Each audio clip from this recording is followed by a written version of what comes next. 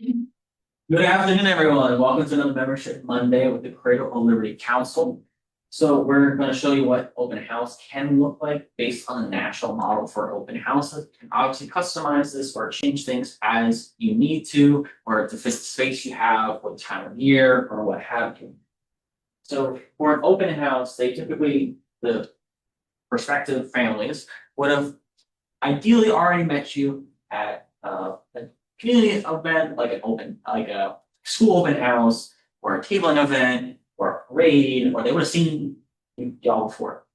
Or they might have heard about the unit, like the package or whatever, from Be a Scout, and they're looking for more info. So these people are warmer prospects. They want to join, or they want more information so they can make the effective decision to join your unit. So you'll have your greeter table. You'll find your bubbly people, your friendly people, your smiley people, right? You want to make people feel welcome and be very warm and inviting, right? So you don't want someone who's gonna be like, "Hi." You want to be like, "Hi, how are you?" Like, "So nice to meet you." Like things like that. You can have a good old fashioned sign-in sheet where it's just a piece of paper. Now, not everyone will feel comfortable putting their information where it can probably be seen. So we have these little interest cards that you can have as well. These come in English and Spanish. If you have another language you would like it to be translated into Hindi, Mandarin, Korean, I don't know, Greek, whatever you want, we'll figure it out. As a council, we'll figure out someone who can help us with doing that. Also, we have stickers for especially the Cub Scout age kids that you can just give to the kids as they come in. And then we have paper applications just in case Be a Scout isn't working that day, or just in case there's not cell service or like internet connection that's reliable enough. You also have paper applications. These come in English and Spanish, but we can also again figure out how to translate them to other languages as well. So once you have the greeter table, you're going to send the youth over to the youth activity towards the back or towards this other separate area. So the kids will come to youth activities. They'll have Weebos, Arrow Flights, or probably a Scout PSA youth come to help with the crafts or games or something else that will keep the kids occupied. At Cradle Liberty Council, we're going to be putting some craft examples in our recruitment kits. And the kids will be doing stuff here while the parents or guardians or the adult coming for more information talks to the leaders. So then they start at the display area. Yes. So while the kids are doing the youth activity, the parents, the guardians, the caring adult in that child's life will go from the greeter table to the display table. This is to showcase everything your local unit does. So there should be a calendar with all the fun things that y'all do in a year, just so they can get a taste of what does a year with Unit 1, 2, 3 look like, right? You want to have at the Cradle Liberty Council in the recruitment kits, we'll have flyers for the various council events. Like we've had EMS Day before, we have Halloween weekend at Russell Falls, we have Fall Fest for our Cub Scouts, things like that. You might have a display board with pictures of your scouts doing different activities, so folks can just get a sense of like, oh yeah, this is all the fun they're having. This is a great thing to join, right? You can also get from the Brand Center, the Scouting America Brand Center, if you just Google Scouting America Brand Center, or you can pick up some of these from us at the council office. It has information on like the 30,000-foot view of scouting of like why are merit badges important, how does that expose youth to potential careers or hobbies.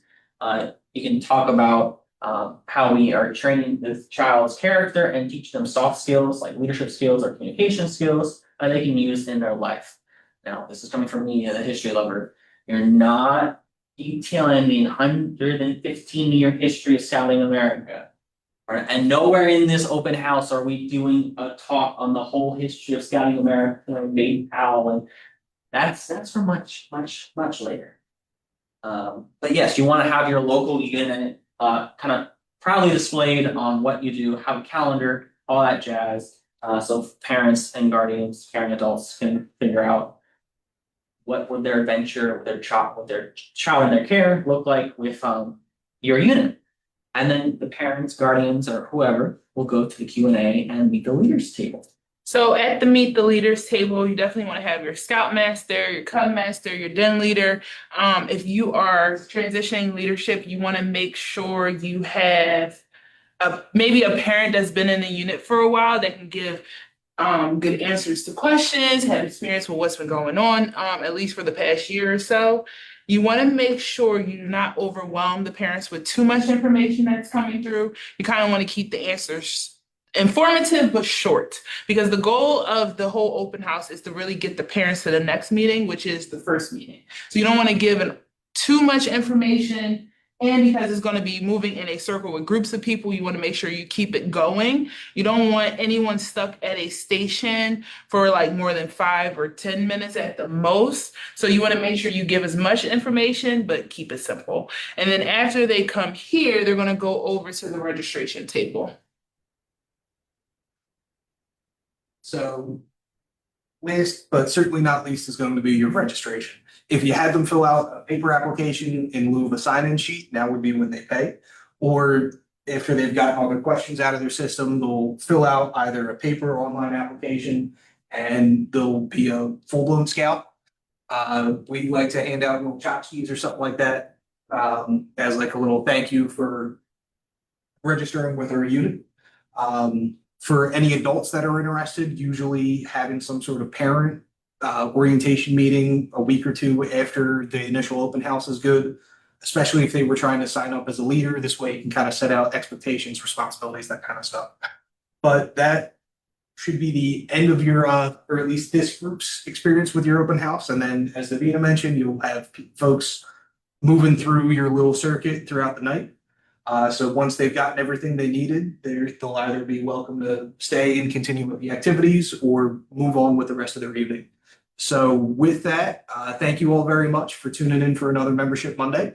We will see you next week. And if you have any questions that you'd like to ask for us for our Q&A session, at the end of this series, there will be a QR code and a link shortly after the video ends. So thanks, and we'll see you again.